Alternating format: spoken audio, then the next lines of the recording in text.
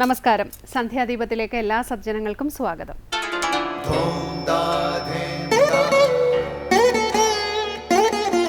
ശുഭം ഭവതു കല്യാണമായുസാരോഗ്യവർദ്ധനം സർവദുഃഖ വിനാശായ സന്ധ്യാദീപം നമോസ്തുതേ. നാമം ജപായനം പുണ്യം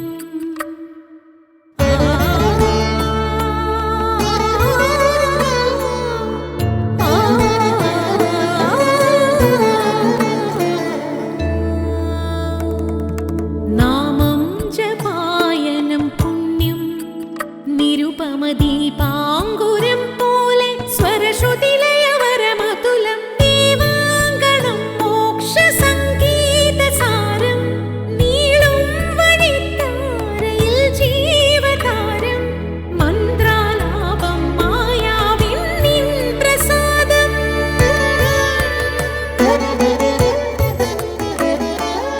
ഇരുൾ നീങ്ങിയുണരുന്ന തെളിനാളദീപം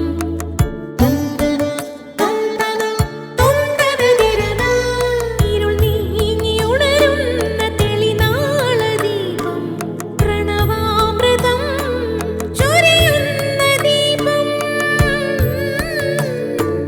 ദീപം ദീപം ദീപം ദീപം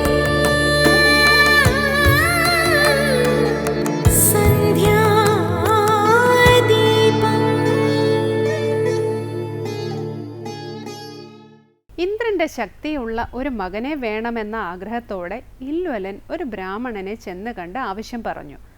അസുരന് വരം കൊടുക്കുന്നത് അപകടമാണെന്നറിഞ്ഞ ബ്രാഹ്മണൻ ഇല്വലന്റെ ആഗ്രഹം നിഷേധിച്ചു. കോപിഷ്ഠനായ ഇല്വലൻ അന്നു മുതൽ ബ്രാഹ്മണരെ കൊല്ലാൻ തുടങ്ങി. ബ്രാഹ്മണരാരെങ്കിലും തൻ്റെ വീടിനരികിലൂടെ പോയാൽ വിളിച്ചു വരുത്തി സൽക്കരിക്കും. മൃതസഞ്ജീവിനി മന്ത്രമറിയാവുന്ന മായാവിയായ ഇല്വലൻ അനുജനെ ആടാക്കി മാറ്റി അതിൻ്റെ ഇറച്ചി ഭക്ഷണത്തിൽ ചേർത്ത് അതിഥിക്ക് കൊടുക്കും. ആഹാരം കഴിച്ച് അതിഥി വിശ്രമിക്കുമ്പോൾ ഇല്വലൻ ഉച്ചത്തിൽ വാതാപി പുറത്തു വരൂ എന്ന് വിളിക്കുമ്പോൾ അതിഥിയുടെ വയറ് പിളർന്ന് വാതാപി പുറത്തു ചാടും. ഒരിക്കൽ അഗസ്ത്യ മഹർഷിയോടും ഇതേ കാര്യം ഇല്വലൻ പ്രയോഗിച്ചു. വാതാപി പുറത്തു വാ എന്ന് ഇല്വലൻ വിളിച്ചപ്പോൾ മഹർഷി മന്ത്രിച്ചുകൊണ്ട് പറഞ്ഞു, വാതാപി ജീർണയെ ഭവ എന്ന്. അസുരനെ മഹർഷി ദഹിപ്പിച്ചു കളഞ്ഞു എന്ന്. ഇതുപോലെ ഉള്ളിലെ അസുരനെ, അഹന്തയെ ദഹിപ്പിക്കണം, കരിച്ചു കളയണം. നിത്യേന നിരീക്ഷണം ചെയ്യണം. ചെറിയ കാര്യങ്ങൾ ചെയ്താൽ പോലും മറ്റുള്ളവർ പ്രശംസിക്കും. അഹങ്കരിക്കരുത്. പ്രശംസകൾ അഹങ്കാരത്തിൻ്റെ തീക്കുണ്ഡത്തിൽ പതിക്കുന്ന വിറകുകളാണ്. അനുമോദനങ്ങൾ അതിലേക്ക് വീഴ്ത്തുന്ന നെയ്യും. സൂക്ഷിച്ചില്ലെങ്കിൽ ആളിക്കത്തി വെണ്ണീറായി പോവും. തുടർന്ന് ശ്രീ കാവാലം ശ്രീകുമാർ ഭജഗോവിന്ദം ആലപിക്കുന്നത് കേൾക്കാം.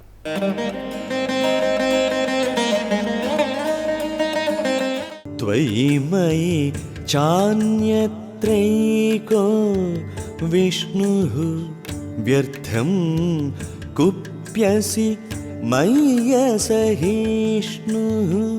ത്വയി മയി ചാന്യത്രൈകോ വിഷ്ണുഃ വ്യർത്ഥം കുപ്യസി മയ്യസഹിഷ്ണുഃ. സർവസ്മിന്നപി പശ്യാത്മാനം സർവസ്മിന്നപി പശ്യാത്മാനം സർവത്രോത്സൃജ ഭേദജ്ഞാനം സർവത്രോത്സൃജ ഭേദജ്ഞാനം.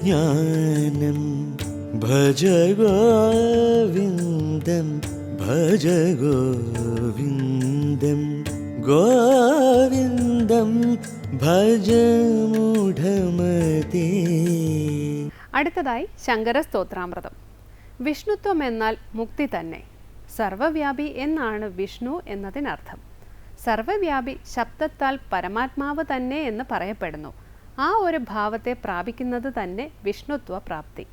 വിഷ്ണു പദവിയെ ഇച്ഛിക്കുന്നുവെങ്കിൽ സർവ്വതിലും സമബുദ്ധിയുള്ളവനായി തീരൂ എന്ന ഭജഗോവിന്ദത്തിലെ ശ്ലോകമാണ് ഇന്ന് ശങ്കര സ്തോത്രാമൃതത്തിൽ സ്വാമി ചിദാനന്ദപുരി വിവരിക്കുന്നത്.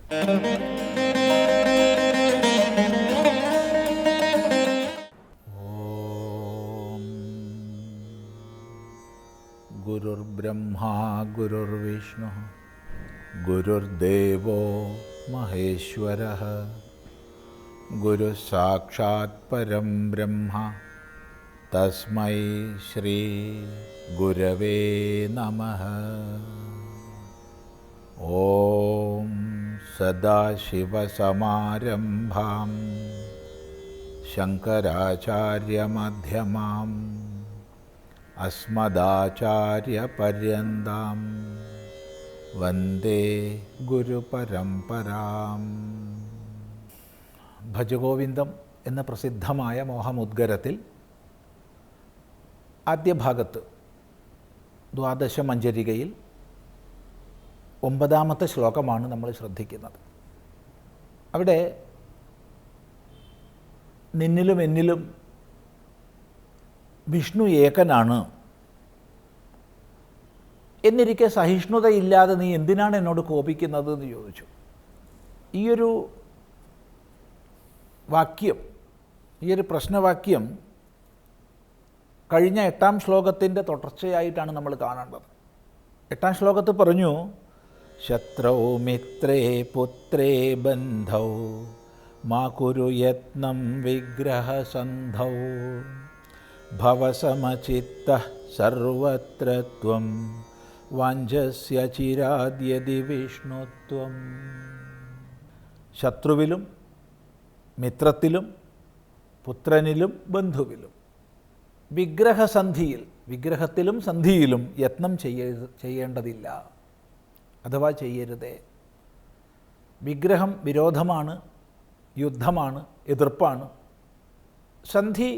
സന്ധി ചെയ്യലാണ്, ചേരുകയാണ്. അപ്പോൾ വിരോധത്തെ വെടിഞ്ഞ് സന്ധി ചെയ്യുക. ഈ രണ്ടിനും നീ പരിശ്രമിക്കേണ്ടതില്ല. പിന്നെന്ത് വേണം? ഭവസമചിത്തഃ സർവത്രത്വം, സർവത്ര എല്ലായിടത്തും നീ സമചിത്തനായി തീരൂ. യതി വിഷ്ണുത്വം വാഞ്ചസി, വിഷ്ണുത്വത്തെ നീ ആഗ്രഹിക്കുന്നുവെങ്കിൽ, വിഷ്ണുത്വം സർവവ്യാപകതയാണ്. യത് ഗത്വാ ന നിവർത്തന്തേ തദ്ധാമ, അല്ലെങ്കിൽ യത് ഗത്വാ ന നിവർത്തന്തേ തദ് വിഷ്ണോഹോ പരമം പദം, യത് പ്രാപ്യ ന നിവർത്തന്തേ തദ് വിഷ്ണോഹോ പരമം പദം. ഇങ്ങനെയൊക്കെ അനേക വാക്യങ്ങൾ നമുക്ക് ശ്രുതി സ്മൃതി വാങ്മയത്തിൽ കാണാൻ കഴിയും. യാതൊന്നിനെ പ്രാപിച്ചാൽ പിന്നെ പിന്തിരിയേണ്ടതില്ലയോ, അതാണ് വിഷ്ണുത്വം.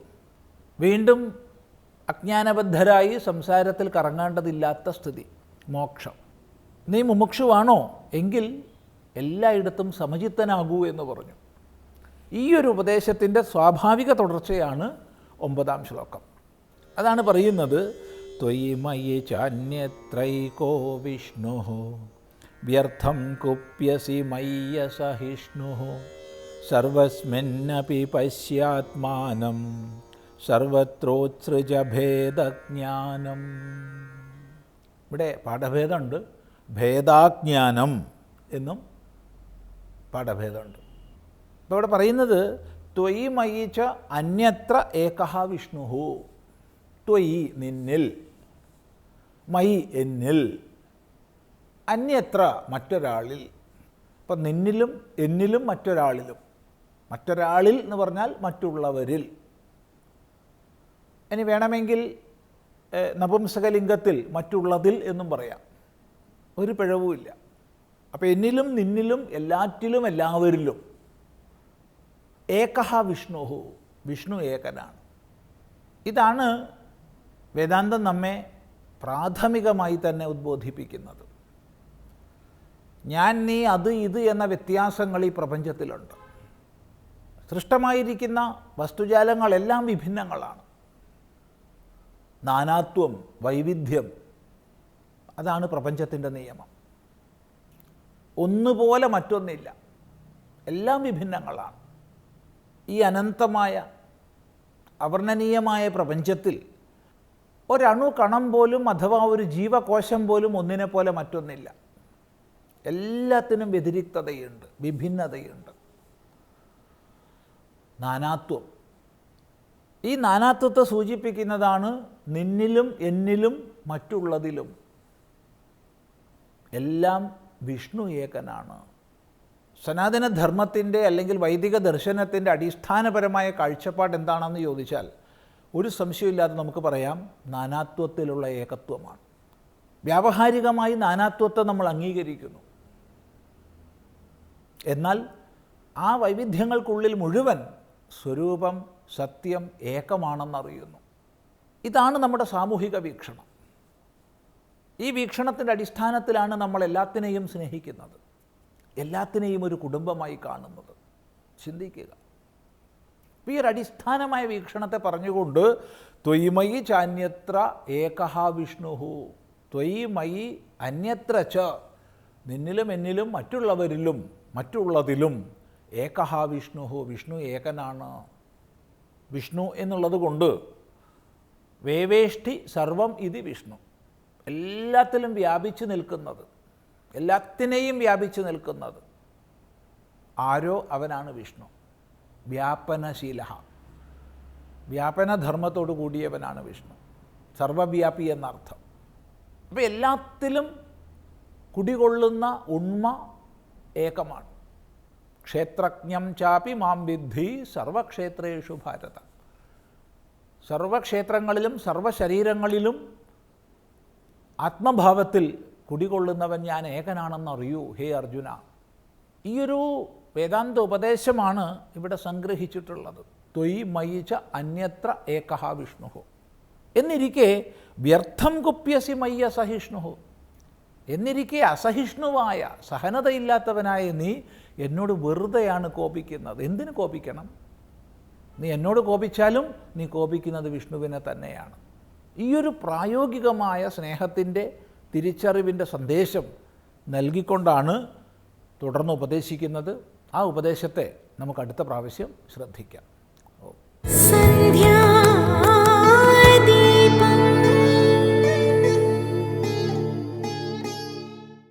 തുടർന്ന് സനാതനധർമ്മം. മഹാവിഷ്ണുവും മഹാലക്ഷ്മിയും മനസ്സിൽ മാത്രമല്ല വീടിനുള്ളിലും കുടികൊള്ളണമെങ്കിൽ പരദ്രോഹ ചിന്ത പാടില്ല. ആരുടെയും ദോഷം കാണാത്ത മനസ്സിലാണ് ഭഗവാന്റെ സാന്നിധ്യം എന്ന ഭാഗവത കഥയിലൂടെ വ്യക്തമാക്കുകയാണ് സനാതനധർമ്മത്തിൽ സ്വാമി ബ്രഹ്മസ്വരൂപാനന്ദ.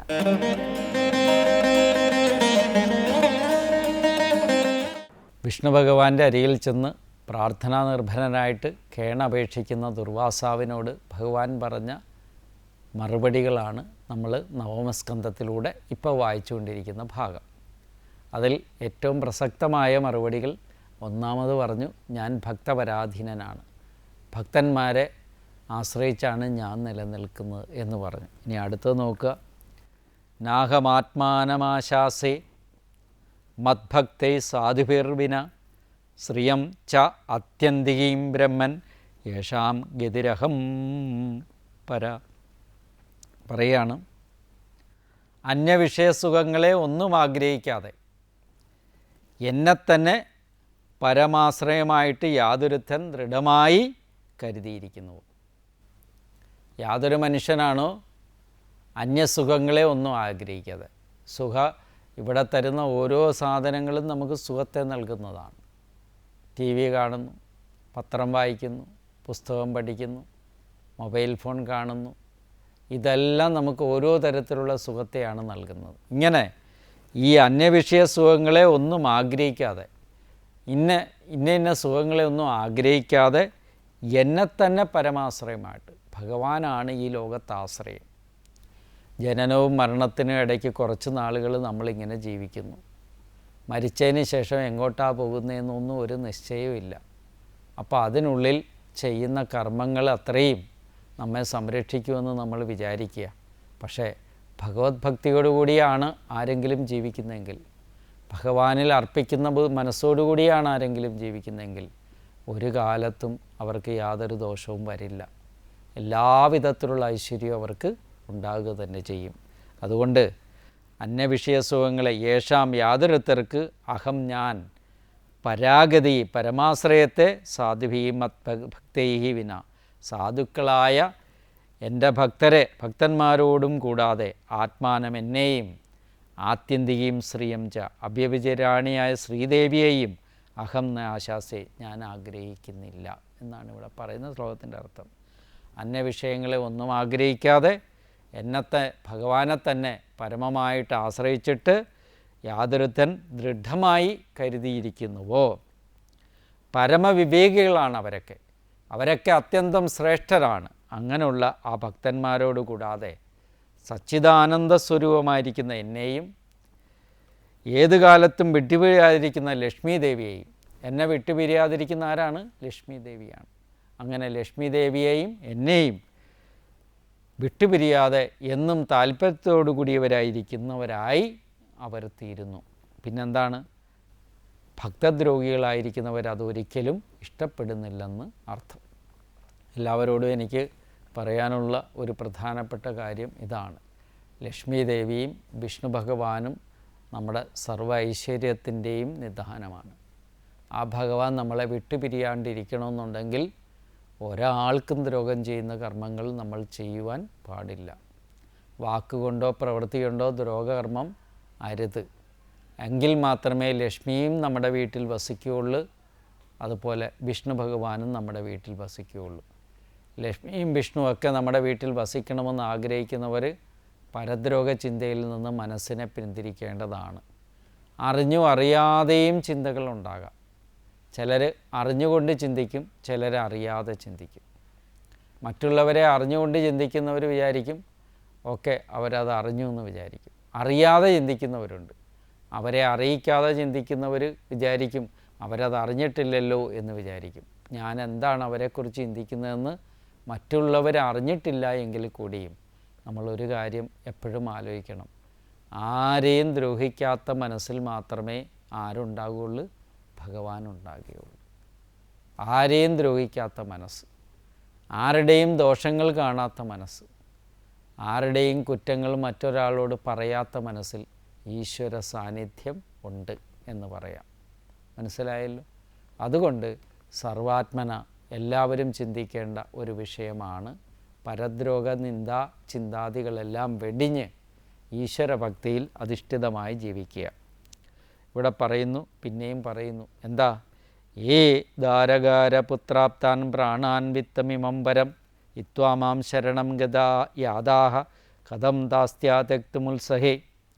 യാതൊരു ജനങ്ങൾ ഭാര്യ, ഗൃഹങ്ങൾ, അതുപോലെ തന്നെ ബന്ധുമിത്രാദികൾ, ഇങ്ങനെ തുടങ്ങി ജീവനഹേതുക്കളായ അന്യസാധനങ്ങൾ, ഇനി ഭാര്യ, ഗൃഹം, പുത്രന്മാർ, മാന്യാമാന്യന്മാരായിരിക്കുന്ന ബന്ധുമിത്രാദികൾ, ഇങ്ങനെ തുടങ്ങി ജീവനഹേതുക്കളായ മറ്റു വസ്തുക്കൾ, ധനം എന്നിവയിലൊന്നും ഒട്ടും പോലും ആഗ്രഹങ്ങളൊന്നും വയ്ക്കാണ്ടിരിക്കുക.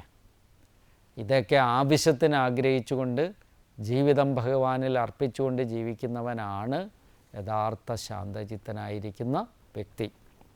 അങ്ങനെ പറയുകയാണ്, ഈ ലോകത്തിലോ പരലോകത്തിലോ ലഭിക്കുന്ന യാതൊരു സുഖത്തെയും ആഗ്രഹിക്കാണ്ടിരിക്കുക. ഇവിടെ സുഖം ലഭിക്കുമായിരിക്കും, അതിനുവേണ്ടി നമ്മൾ യാതൊരു ബുദ്ധിചാതുര്യവും കാണിക്കരുത്. മറ്റുള്ളവർക്ക് ദോഷകരമാകുകയും തനിക്ക് സുഖം ലഭിക്കുന്നതുമായിരിക്കുന്ന വസ്തുക്കളിലൊന്നും മനസ്സ് വയ്ക്കരുത്. ഒരിക്കലും അങ്ങനെ ജീവിക്കരുത് എന്ന് പറഞ്ഞിട്ട് പറയുകയാണ്, ഈ ലോകത്ത് എന്തെങ്കിലും ചെയ്ത് കിട്ടുന്ന സുഖമല്ല നമുക്ക് വേണ്ടത്. എന്താ? എല്ലാ സമയവും സർവാത്മനാ സുഖം ലഭിക്കുന്ന വസ്തുവിനെയാണ് നമ്മൾ ആശ്രയിക്കേണ്ടത്. പിന്നെയോ അതുപോലെ തന്നെയാണ് ഇവിടെ പറയുന്നത്, എന്താ? സർവാത്മനാ ശരണം പ്രാപിച്ചിരിക്കുന്ന ഉത്തമ ഭക്തരെ ഉപേക്ഷിക്കാൻ ഞാനെങ്ങനെ ശക്തനാകും? വിശ്വസ്തന്മാരെ ത്യജിക്കുന്നത് ഉചിതമല്ല എന്നുള്ള കാര്യമാണ് ഇവിടെ സൂചിപ്പിച്ചത്. വിശ്വസ്തരായിരിക്കുന്നവരെ ഒരിക്കലും ആരും ത്യജിക്കില്ല. ആരെങ്കിലും ത്യജിക്കുമോ? ഇല്ല. അപ്പോൾ ഭഗവാനായിരിക്കുന്ന ഞാൻ എങ്ങനെ അവിശ്വസ്തരെ ത്യജിക്കുക? എൻ്റെ വിശ്വസ്തനാണ് ആര്? അംബരീഷൻ. അവനെ ഒരിക്കലും ത്യജിക്കാൻ നിങ്ങളുടെ പ്രാർത്ഥന കൊണ്ട് സാധിക്കുകയില്ല. എന്തുകൊണ്ട്? നിങ്ങളുടെ പ്രാർത്ഥനയേക്കാളും ഉപരിയാണ് അന്തര്യാമിയായിട്ട് എന്നെ പ്രതിഷ്ഠിച്ച് ആരാധിച്ച് ഇന്ദ്രിയങ്ങളെ നിയന്ത്രിച്ചുകൊണ്ട് സർവാത്മന സർവകർമ്മങ്ങളും എന്നിൽ സമർപ്പിച്ച് ജീവിക്കുന്ന അംബരീഷൻ. അതുകൊണ്ട് നിങ്ങൾ എന്നെ ആശ്രയിച്ചതുകൊണ്ട് ഒരിക്കലും അംബരീഷനുള്ള വിശ്വസ്തനായ അംബരീഷനെ ഉപേക്ഷിക്കാൻ ഞാൻ തയ്യാറാകില്ല. അവനെന്നും എല്ലാ കാലത്തും എൻ്റെ വിശ്വസ്തൻ തന്നെയായിരിക്കുമെന്ന കാര്യം ഭഗവാൻ വ്യക്തമായിട്ട് ധരിപ്പിച്ചു. ആരെ? ദുർവാസാവിന്. ഓർമ്മിച്ചു വയ്ക്കുക, വിശ്വസ്തരായിട്ട് ഭഗവാന്റെ ഭക്തരായിട്ട് ജീവിക്കാൻ നമുക്കേവർക്കും സാധിച്ചാൽ നമുക്ക് ഈ ഫലം തന്നെ ലഭിക്കും. എല്ലാവർക്കും നമസ്കാരം.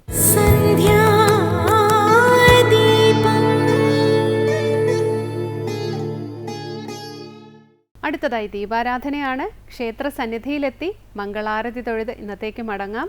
എല്ലാവർക്കും നമസ്കാരം.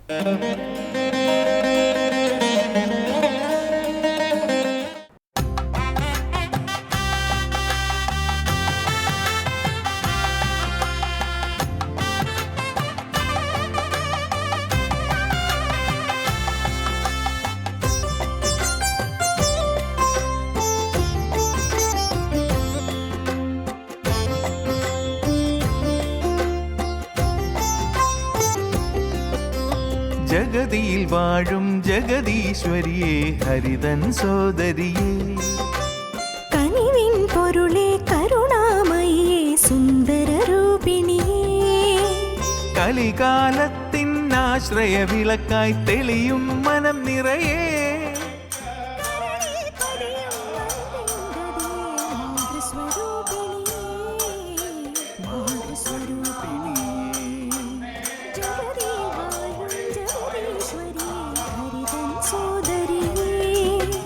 കനിവിൻ പൊരുളെ കരുണാമയിയെ സുന്ദരരൂപിണിയേ കലികാലത്തിൻ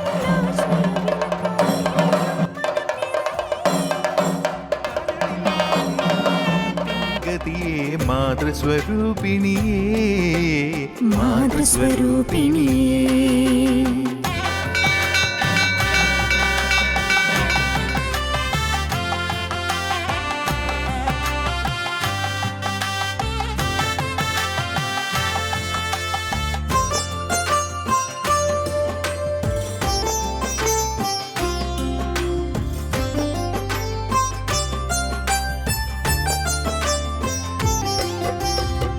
രാജരാജേശ്വരിയേ ദേവി ശക്തി സ്വരൂപിണിയേ മുടിപ്പുരയിടമതിൽ നീണാൾ വാഴും ശ്രീ മഹാരാജ്ഞിയേ രാജരാജേശ്വരിയേ ദേവി ശക്തി സ്വരൂപിണിയേ മുടിപ്പുരയിടമതിൽ നീണാൾ വാഴും ശ്രീ മഹാരാജ്ഞിയേ കുങ്കുമരൂപം ദൃശ്യം പുണ്യം തൃപ്തം എൻ ഹൃദയം കുങ്കുമരൂപം ദൃശ്യം പുണ്യം തൃപ്തം എൻ ഹൃദയം ഉലകിൽ നിറയും ചൈതന്യം നീ കാളി മഹേശ്വരിയേ കാളി മഹേശ്വരിയേ